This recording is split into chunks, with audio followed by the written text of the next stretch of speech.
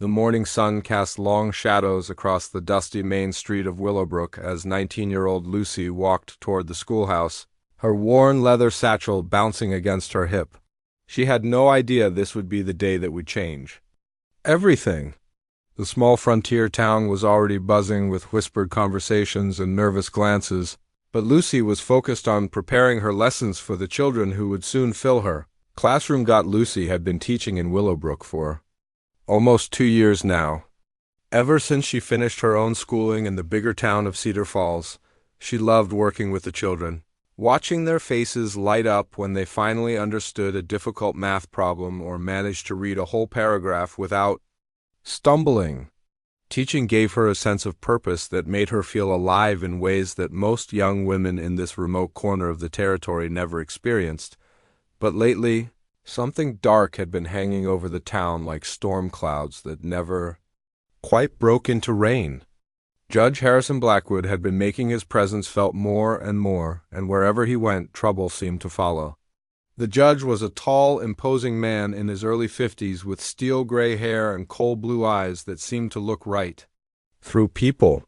He had arrived in Willowbrook 3 years ago, claiming he was there to bring law and order to the growing settlement. At first, people had been grateful for someone with authority to help settle disputes and keep the peace. It didn't take long for everyone to realize that Judge Blackwood's version of law and order came with a very high price. He owned the bank, controlled most of the land deals, and seemed to have his fingers in every business transaction in town. People who crossed him found themselves facing impossible debts, losing their property, or simply disappearing in the middle of the night. The few who tried to speak out against him were quickly silenced, either through intimidation or worse. Lucy's father, Tom, ran the blacksmith shop that served the entire region. He was a good man who worked hard and treated everyone fairly, but like many others in town, he had fallen behind on payments to the judge. What had started as a reasonable loan to expand his business had somehow grown into a crushing debt that seemed to get bigger every month, no matter how much Tom paid. The interest rates kept changing, new fees appeared out of nowhere, and the paperwork was so confusing that even Lucy, who was one of the most educated people in town, couldn't make sense of it all. That morning, as Lucy arranged primers and slate boards for her students, she noticed that fewer children than usual were making their way to school. Parents were keeping their kids close to home, and she could feel the tension in the air like electricity before a thunderstorm. When Mrs. Henderson, the baker's wife, hurried past the schoolhouse window with her head down and her shawl pulled tight around her shoulders, Lucy knew something serious was happening. The answer came just before noon, when her father appeared in the doorway of the schoolhouse. Tom's face was pale, and his usually steady hands were shaking as he removed his hat. The children looked up from their lessons, sensing the gravity of the moment, even though they didn't understand what was happening. "Lucy," her father said quietly, "you need to come home. We need to talk." She dismissed the children early and walked home with her father in silence, her stomach churning with worry. Their small house behind the blacksmith shop felt smaller than usual as Tom sat heavily at the kitchen table and looked at his daughter with eyes full of pain and desperation. "Judge Blackwood came to see me this morning," Tom began, his voice barely above a whisper. "He says we owe him more money than I can ever hope to pay back. Says if I can't settle the debt by the end of the week, he'll take the shop, the house, everything." Lucy felt like the floor had dropped out from under her. "But Papa, you've been making payments every month. How can the debt be so large?" Tom's laugh was bitter and hollow. "That's what I asked him. But he has papers, legal documents that show every penny we supposedly owe. Interest on the interest, penalties for late payments that were never late, fees for services I never requested. It's all there in black and white, signed and sealed by the territorial court." Lucy's mind raced as she tried to think of solutions. "We could go to the territorial capital, file a complaint with the governor's office. There has to be someone who can help us fight this." Her father shook his head slowly. "Lucy, honey, you don't understand. Judge Blackwood is the law around here. Who's going to listen to a simple blacksmith when it's his word against the judge's?" Besides, even if we could prove he's cheating us, we don't have the money to hire lawyers or travel back and forth to the capital. Then what are we going to do? Lucy asked, though she was afraid she already knew the answer from the look-in. Her father's eyes. Tom was quiet for a long moment, staring at his rough, work-worn hands. When he finally spoke, his voice was so soft she had to lean forward to hear him. He made me an offer. Said there was one way to clear the debt completely. Lucy waited, her heart pounding so hard she was sure her father could hear it. He wants to marry you, Lucy. Says if you become his wife, he'll consider the debt paid in full. The words hit Lucy like a physical blow. She stood up so quickly that her chair fell backward, clattering on the wooden floor. No, she said, her voice stronger than she felt. Absolutely not. I won't do it, Papa. There has to be another way. Tom's shoulders sagged with relief and despair at the same time. I told him you'd never agree to it. But Lucy, you don't know what he's capable of. He's already started spreading rumors that I've been stealing from customers, that my work is shoddy. If he wants to destroy us, he can do it easily. Lucy began pacing the small room, her mind working furiously. Let him try. I'd rather lose everything we own than spend one day married to that monster. And Papa, that's exactly what he is. A monster who preys on decent people because he has the power to get away with it. But where will we go? What will we do? Tom asked as desperately. I'm too old to start over somewhere else, and without references, without recommendations, who's going to hire me? Lucy stopped pacing and looked at her father with determination blazing in her eyes. We'll figure it out.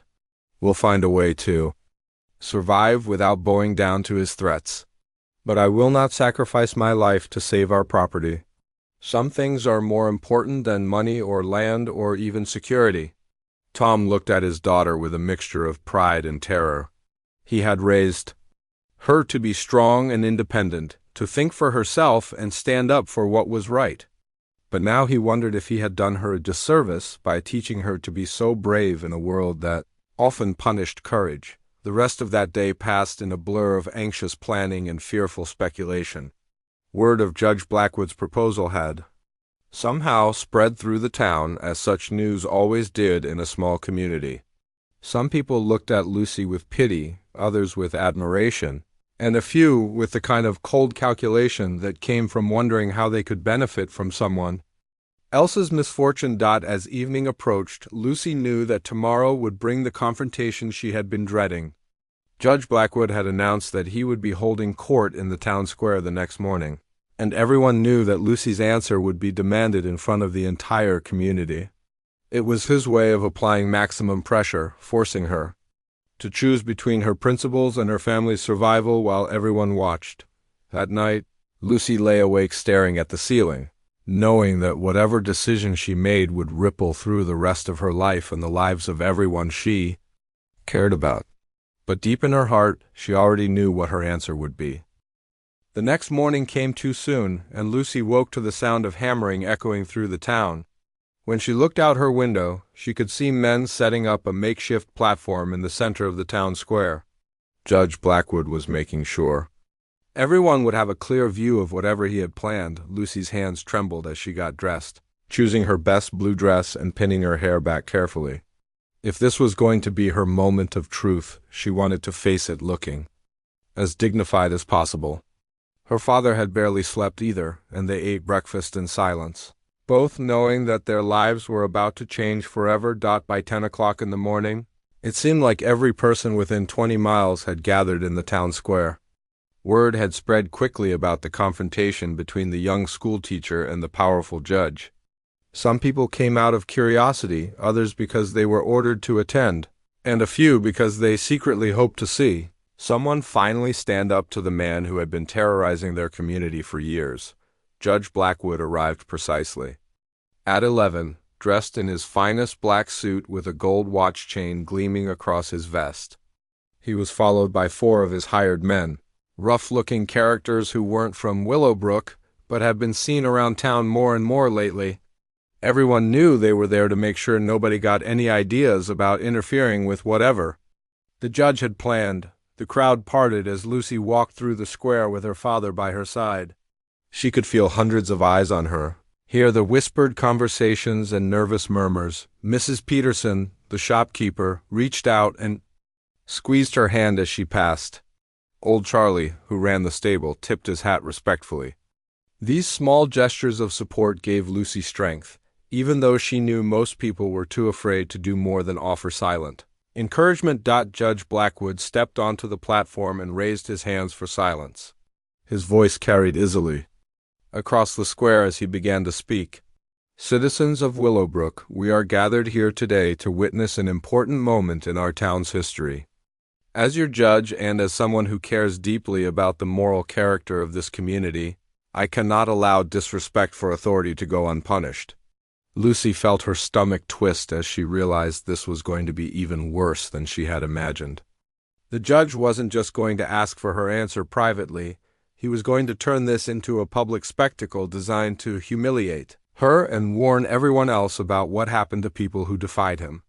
"Miss Lucy," Judge Blackwood called out, his voice carrying false politeness that fooled no one, "please step forward so everyone can hear your decision clearly." Lucy walked toward the platform, her chin held high despite the fear coursing through her veins. She could see her reflection in the judge's cold blue eyes, and for a moment she almost faltered. But then she remembered all the families he had destroyed, all the good people who had been forced to leave town because of his greed, and her resolve hardened like steel. "I'm waiting for your answer, young lady," the judge said, his smile not reaching his eyes. "Will you accept my generous proposal of marriage and clear your family's debt?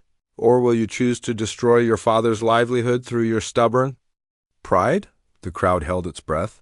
Lucy could hear her own heartbeat pounding in her ears as she looked around at all the faces watching her. These were her neighbors, her students' parents, people she had known for years. Some looked hopeful, others terrified, but all of them were waiting to see if she would have the courage to do what none of them had been able to do. "Judge Blackwood," Lucy said, her voice carrying clearly across the silent square, "I appreciate that you think your proposal is generous, but I must respectfully decline. I will not marry someone I do not love, and I will not be used as payment for a debt that I believe is fraudulent." A gasp went through the crowd. Several people stepped backward as if Lucy's words might somehow put them in danger too. Judge Blackwood's face turned dark red, and the false smile disappeared completely. "Fraudulent?" he repeated, his voice rising dangerously. "Are you accusing a duly appointed judge of the territorial court of fraud, Miss Lucy?" Lucy's heart was racing, but she stood her ground. "I'm saying that charging endless fees and interest that grows faster than any honest person can pay seems wrong to me. I'm saying that threatening people's families to get what you want is not justice, it's bullying." The judge's hands clenched into fists at his sides. For a moment, Lucy thought he might actually strike her right there in front of everyone. Instead, he turned to address the crowd, his voice filled with cold fury. "Citizens of Willowbrook, you have just witnessed contempt of court in its most blatant form. This young woman has publicly questioned the integrity of the territorial justice system and shown complete disrespect for lawful authority. Such behavior cannot be tolerated in a civilized community." Lucy's father stepped forward, his face pale, but determined. "Judge, please, she's just a young woman who spoke without thinking. Surely we can work something out without—" "Silence!" Judge Blackwood roared. "Your daughter has made her choice, and now she must face the consequences.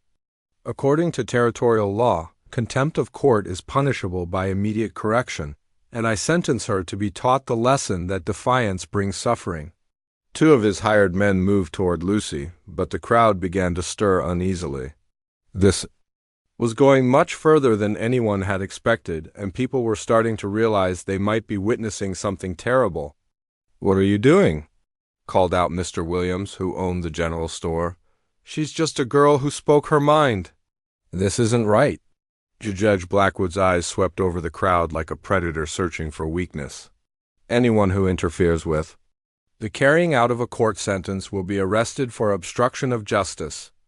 I suggest you all remember that I am the law in this territory." The men grabbed Lucy's arms despite her struggles, and her father lunged forward to protect her. One of the hired guns stepped in front of him, his hand resting meaningfully on his weapon. The message was clear. Try to help your daughter, and you'll regret it. Where are you taking her? Lucy's father demanded, his voice breaking with desperation. Judge Blackwood smiled coldly. To the river, where she can think about her disrespectful behavior while she experiences the consequences of challenging authority. Perhaps a good dunking will cool her pride and remind her of her place.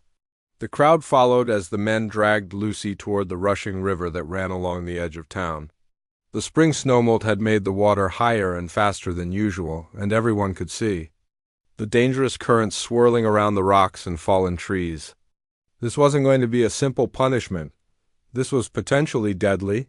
Lucy tried to stay calm as they forced her toward the water's edge, but panic was starting to set in. She had always been a good swimmer, but the river was wild and unpredictable. Right now, if they threw her in, she might not be able to fight the current long enough to reach safety. Please, her father begged, tears streaming down his face. I'll pay double what we owe. I'll sign over everything I own. Just don't hurt my daughter. Judge Blackwood ignored him completely. Let this be a lesson to everyone, he announced loudly. This is what happens when people forget their place and think they can challenge the natural order of things. The hired men lifted Lucy up, preparing to throw her into the churning water. She could hear people in the crowd crying and pleading, but no one dared to step forward and stop what was happening. Judge Blackwood's reign of terror had been too effective. Everyone was too frightened to act out. As Lucy looked out over the violent river, she realized this might be the last thing she ever saw. But even facing death, she couldn't bring herself to regret speaking the truth. Some things were worth fighting for, even if the fight cost you everything. The moment Lucy hit the water, the world exploded into chaos around her. The river was even colder than she had expected, and the shock of it drove the air from her lungs in a painful gasp.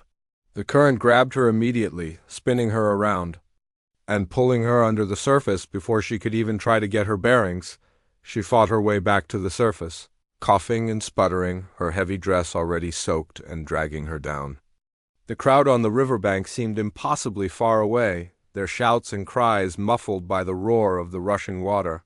Lucy tried to swim toward shore, but the current was too strong, carrying her downstream faster than she could fight against it. Behind her, she could hear her father screaming her name, his voice raw with terror and desperation.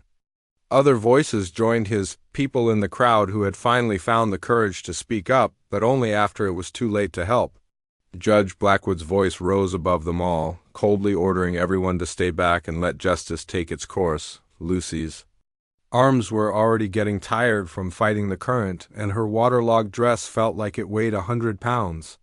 She managed to grab onto a fallen branch that was sticking out of the water, but it broke under her weight, sending her tumbling downstream again. The riverbank was getting further away, and she could see rocks and fallen trees ahead that would make swimming even more dangerous. For a terrifying moment, Lucy wondered if this was really how her life was going to end. 19 years old, drowned in a river because she had dared to stand up to a corrupt judge. She thought about all the things she would never get to do, all the children she would never teach, all the dreams that would die with her in this cold, rushing water. But then something inside her refused to give up. She had spent her whole life fighting for what was right, and she wasn't going to stop now. Lucy forced herself to think clearly, to stop panicking and start using her head. She remembered what her grandfather had taught her about swimming in rivers. Don't fight the current directly. Angle across it. Use its power to help you reach the shore. She stopped trying to swim straight toward the bank and instead began angling downstream, letting the current carry her while she used her remaining strength to slowly work her way toward the shallower water near the edge. It was working, but she was running out of energy fast, and the cold water was making her movements clumsy and slow. Just as Lucy was beginning to think she might actually make it to safety, her foot caught on something underwater, a rope or a chain that shouldn't have been there. The hidden obstacle yanked her under the surface again, and this time she couldn't break free. She was trapped, held underwater by something she couldn't see, while the current continued to push against her. With relentless force, Lucy's lungs burned as she fought against whatever was holding her down. Her vision was starting to go dark around the edges, and she could feel her strength fading fast. This was it. She was going to drown after all, just a few yards from shore, because of some piece of debris that had been dumped in the river. Then suddenly, impossibly, there was someone else in the water with her. Strong hands grabbed her shoulders, and she felt herself being pulled upward toward the surface. Lucy's head broke through into the air, and she gasped desperately, her lungs screaming for oxygen. Through her blurred vision, she could see a man's face close to hers, weathered features, kind eyes, and wet brown hair plastered to his forehead. "I've got you," the stranger said, his voice calm and steady despite the chaos around them. "Just hold on to me and don't fight. I'm going to get you out of here." Lucy was too exhausted and oxygen-starved to do anything but obey. She wrapped her arms around the man's shoulders and felt him begin to swim with powerful, confident strokes that cut through the current like it was barely there. Whoever this person was, he was an incredibly strong swimmer, moving through the dangerous water with the skill of someone who had spent his whole life around rivers and streams. It took less than 2 minutes for him to reach the shallow water near the bank, but it felt like an eternity to Lucy. When her feet finally touched the rocky bottom of the river, her legs gave out completely, and she would have collapsed if not for the stranger's supporting arm around her waist. The crowd on the riverbank had gone completely silent, staring in shock at the man who had appeared out of nowhere to save Lucy's life. He was tall and lean, with the sun-weathered look of someone who spent most of his time outdoors. His clothes were simple but well-made, dark pants, a blue shirt, and boots that had seen plenty of hard use.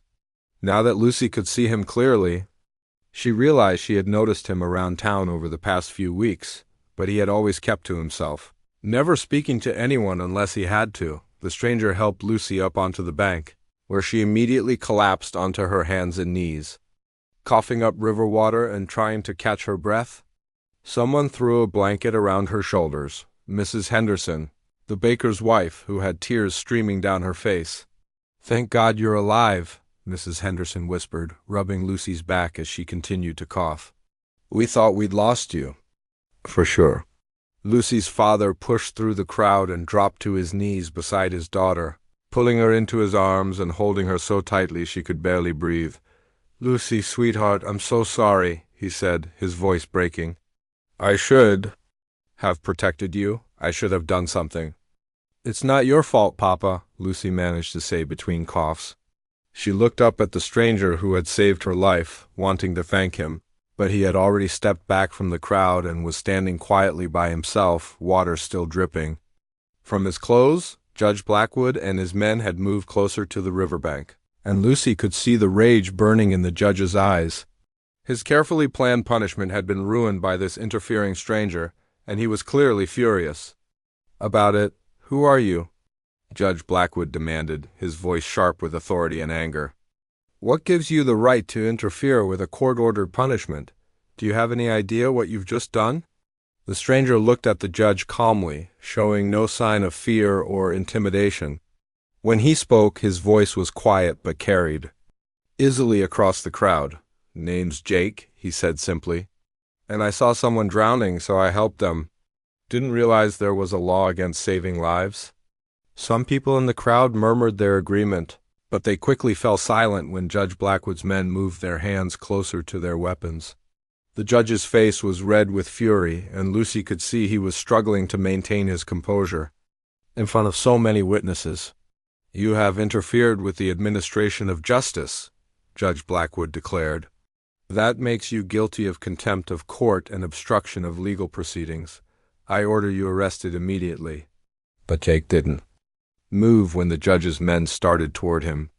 Instead, he stood perfectly still, his hands relaxed at his sides, watching them approach with the calm confidence of someone who had faced dangerous situations many times before. There was something about his stillness that made even the hired guns hesitate.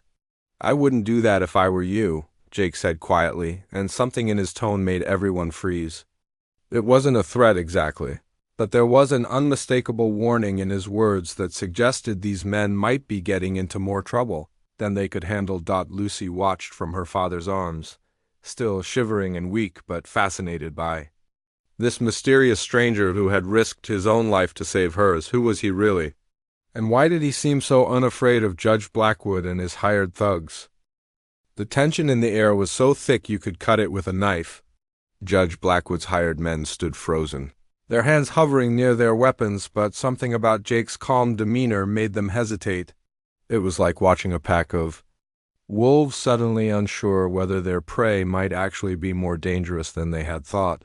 Lucy could feel her strength slowly returning as she sat wrapped in the blanket, her father's protective arm around her shoulders.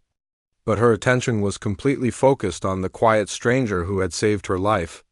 There was something different about Jake, something that went beyond just being brave enough to jump into a dangerous river. The way he stood, the way he watched Judge Blackwood's men, the complete absence of fear in his eyes, it all suggested this was not an ordinary drifter looking for work. Judge Blackwood was clearly struggling to maintain control of the situation. His carefully orchestrated public punishment had turned into a humiliating spectacle, and now this interfering stranger was refusing to show proper respect for his authority. The judge's face was getting redder by the minute, and Lucy could see his hands shaking with rage. "I don't know who you think you are," Judge Blackwood snarled, stepping closer to Jake, "but you have made a very serious mistake today. In this territory, I am the law, and when I give an order, it gets followed. No exceptions." Jake tilted his head slightly, as if he was considering the judge's words with genuine interest. "Is that so?" he said quietly. "And tell me, Judge, exactly. What law says you can throw a young woman into a river for speaking her mind?" "I'd be real interested to hear about that particular statute," a murmur went through the crowd. Several people nodded their heads, and Lucy could see that Jake's question had hit its mark. Even Judge Blackwood's most intimidated victims were starting to wonder about the legal basis for what they had just witnessed. Judge Blackwood's eyes narrowed dangerously. "Contempt of court is a serious offense, stranger. And in frontier territories, judges have broad discretionary powers to maintain order and discipline. I don't expect someone like you to understand the complexities of territorial law." "Someone like me?" Jake repeated, and for the first time since Lucy had seen him, there was a hint of steel in his voice. "And what kind of person do you think I am, exactly?" The judge gestured dismissively at Jake's simple clothes and weathered appearance. Drifter, a nobody. Someone who thinks he can ride into town and interfere with legitimate government business. Well, let me educate you about how things work around here." Jake was quiet for a long moment, his eyes moving slowly across the crowd of townspeople who had gathered to watch this confrontation. Lucy saw him looking at faces she recognized: Mrs. Peterson, who had lost her husband mysteriously after questioning one of the judge's land deals; old Mr. Crawford, whose farm had been taken for unpaid taxes that everyone knew he had already paid; the Williams family, who had been forced to sell their store for a fraction of what it was worth after crossing Judge Blackwood on a minor matter. When Jake's gaze finally returned to Judge Blackwood, something fundamental had changed. The quiet, unassuming stranger was gone, replaced by someone with unmistakable authority radiating from every line of his body. "You know what?" Jake said, his voice carrying clearly across the silent crowd. "I think it's time we had an honest conversation about how things really work around here." He reached into his shirt pocket slowly, his movements deliberate and careful. Judge Blackwood's men tensed, their hands moving toward their guns, but Jake paid them no attention at all. Instead, he pulled out a small leather wallet and opened it to reveal something that made several people in the crowd gasp audibly. "My name is Captain Jake Morrison of the Texas Rangers," he announced, his voice now carrying the unmistakable tone of someone accustomed to command. "And Judge Blackwood, you are under arrest." The crowd erupted in shocked whispers and exclamations. Lucy felt her heart skip a beat as she realized that the quiet stranger who had saved her life was actually a law enforcement officer, a Texas Ranger, one of the most respected and feared lawmen in the entire frontier. Judge Blackwood's face went from red to white in an instant. "That's impossible," he stammered. "You're lying. Texas Rangers don't operate in this territory without official notification. I would have been informed. Jake smiled grimly. Well, that's where you're wrong, Judge. You see, when the territorial governor started getting reports about corruption and abuse of power in Willowbrook, he asked for our help. Been investigating you for the past 2 months, actually. Amazing what you can learn when people think you're just another drifter looking for odd jobs. Lucy's mind raced as she thought back over the past few weeks. Jake had indeed been around town, doing small jobs for various people, helping with repairs, loading wagons, cleaning stables. She had barely noticed him, which had clearly been exactly the point. Who would suspect that the quiet man fixing Mrs. Henderson's fence was actually gathering evidence of judicial corruption? You have no proof of any wrongdoing, Judge Blackwood said, but his voice lacked its usual confidence. I have operated strictly within the bounds of territorial law. Jake reached into another pocket and pulled out a thick envelope. Funny thing about that. See, I've been keeping detailed records of everything I've witnessed and heard over the past 2 months. Fraudulent debt calculations, forged documents, intimidation of witnesses, abuse of judicial authority, and now attempted murder disguised as legal punishment. He held up the envelope for everyone to see. Got sworn statements from 17 different families about your illegal practices. Got copies of loan documents that show how you've been changing interest rates and adding phantom fees. Got testimony from 3 people who witnessed you threatening physical harm to anyone who challenged your authority. The crowd was completely silent now, hanging on every word. Lucy could see hope beginning to dawn on faces that had been marked by fear and desperation for years. These people had suffered under Judge Blackwood's tyranny for so long that they had almost forgotten what real justice looked like. Judge Blackwood's hired men were looking increasingly nervous, clearly realizing that they had gotten themselves involved in something much bigger and more dangerous than they had bargained for. Fighting a Texas Ranger was not the same as intimidating scared townspeople, and they all knew it. Even if you are who you claim to be, Judge Blackwood said desperately, you still have no jurisdiction here. This is territorial court business, not a matter for Texas Rangers. Jake's smile was cold as winter.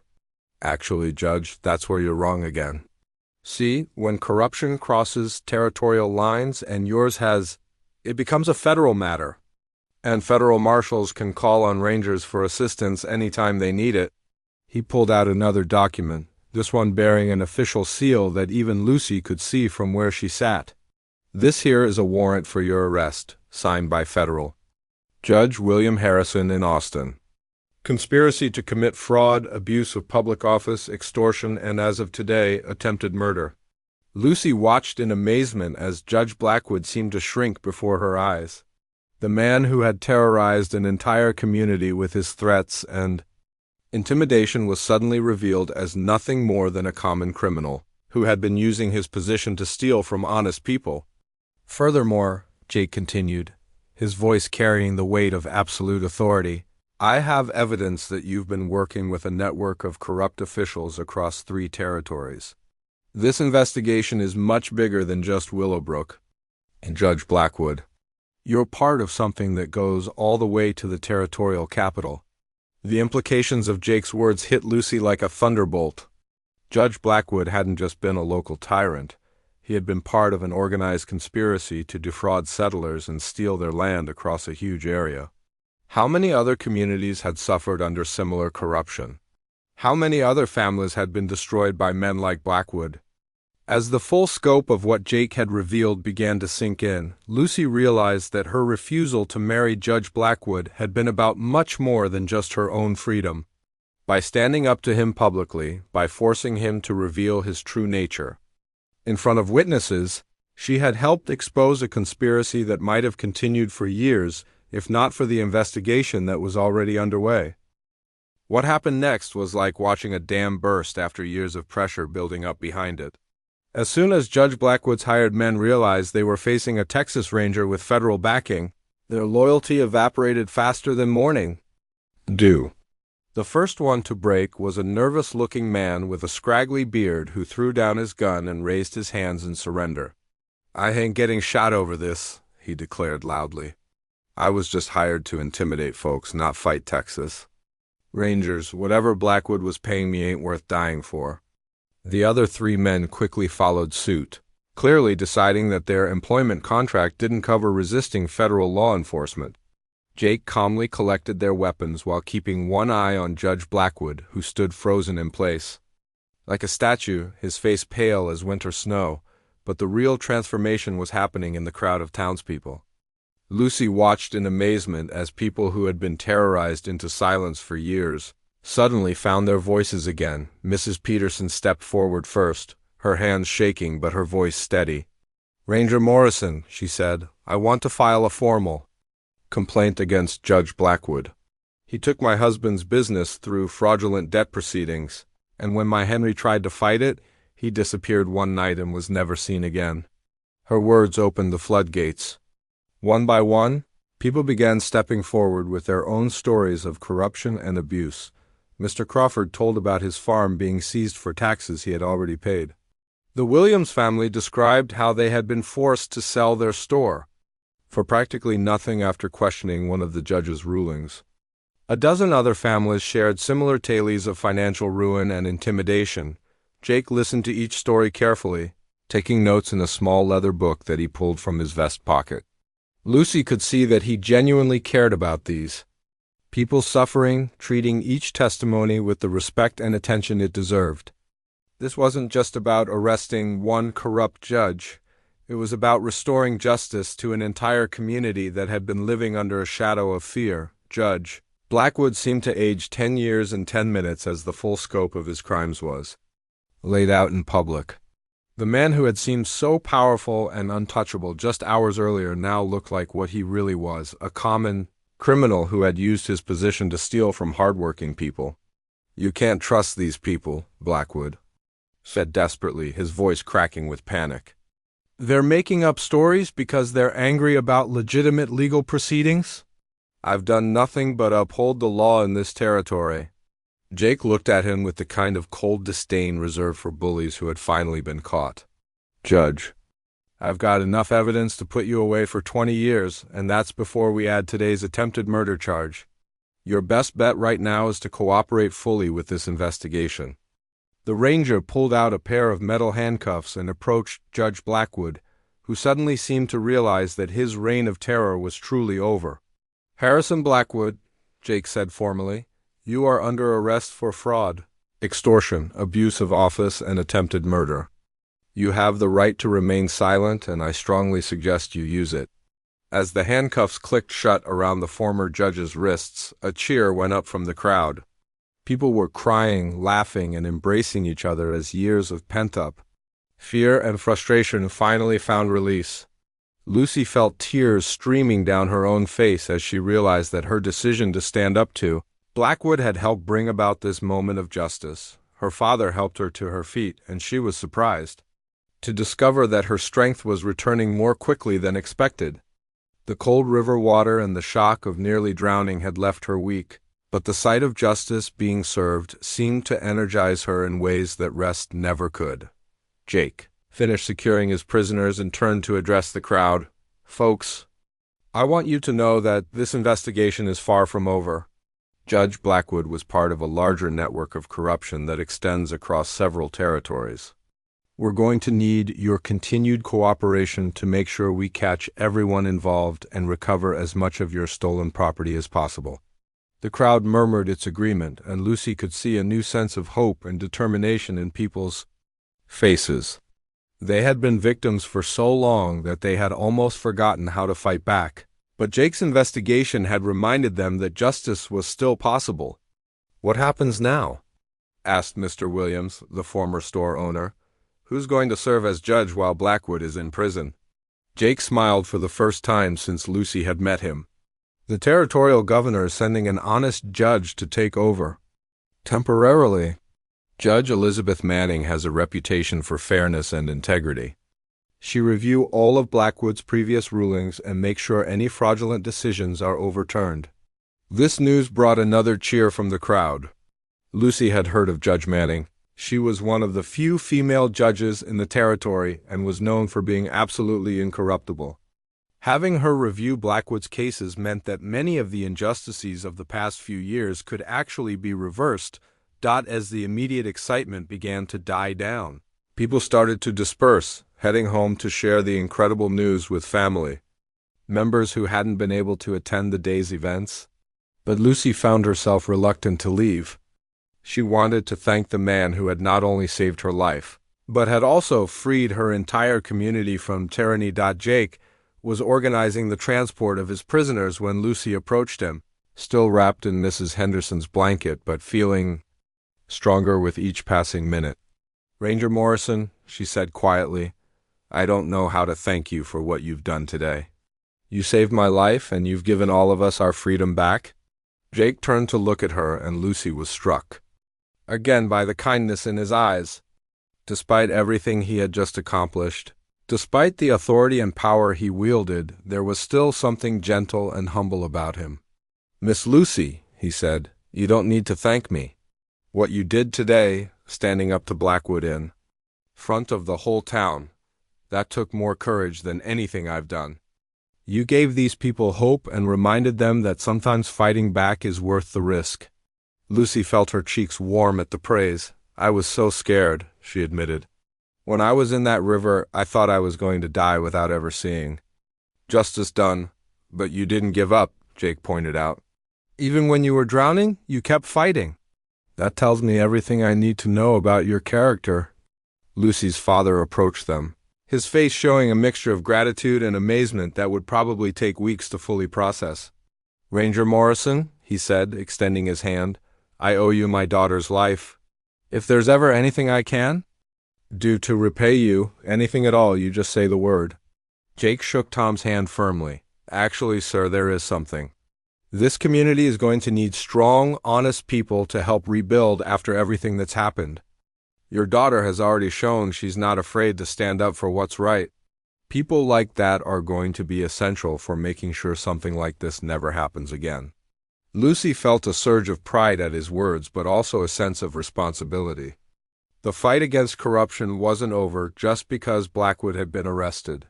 There would be a lot of work ahead to rebuild trust, restore justice, and create a community where good people could live without fear. As the sun began to set over Willowbrook, painting the sky in shades of orange and pink, Lucy realized that this day had changed everything.